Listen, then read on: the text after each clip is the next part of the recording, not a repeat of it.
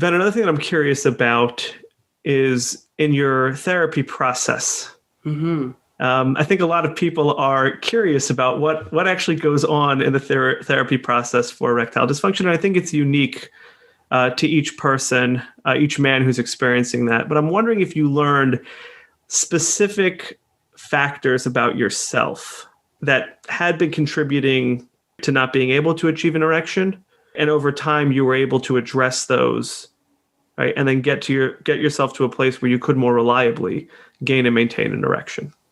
Yeah, so that's a very good question. The therapy definitely helped. It helped me on multiple levels. And yes, it is personalized and addressed to each person's individual condition or whatever they're going through or wherever they're at in their recovery. For me, what I remember is there was a mix of, demystifying what I thought was true to what are the actual facts, and actually reading several books or even chapters of several books that are specific about what is, what is a penis? What is the whole process of like a penis, and then going through getting an erection and penetration and so on. The process of just what are some of the reasons why people have an erectile dysfunction,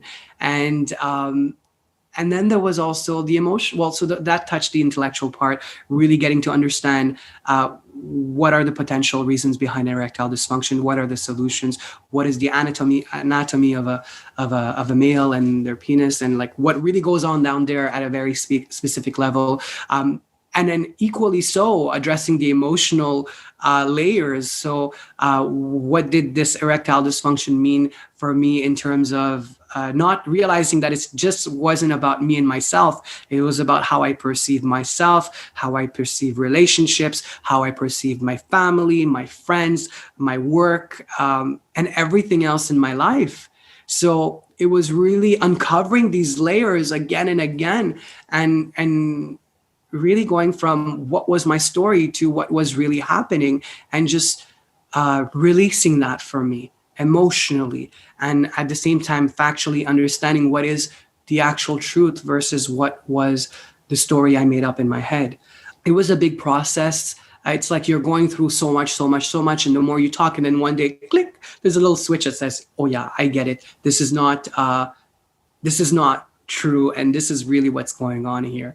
And but the process leading to that was very important. Mm-hmm. And going through that therapy session really got me to a place of understanding what 10 years of trauma caused to my life, and how there was a solution at the end if I was willing to address it and talk about it and really be curious about it. So I'm very grateful for the therapy that I've gone through.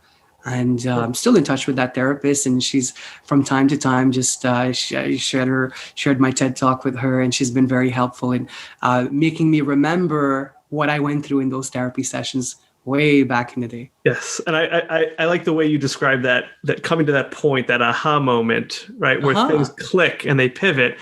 And understanding there's a process to getting there. Of course. Sometimes men want to just get to that click and not go through the whole process. And I see that, in my practice at times. But the therapy process is so valuable, right? To being able to get to that aha moment, that click, right? Mm-hmm. To be able to really see things differently, think about the process differently, experience the process differently, mm-hmm. and ultimately lead to better erection. So to that end, Ven, were you able to get to a point where you could relax and enjoy sex with a partner?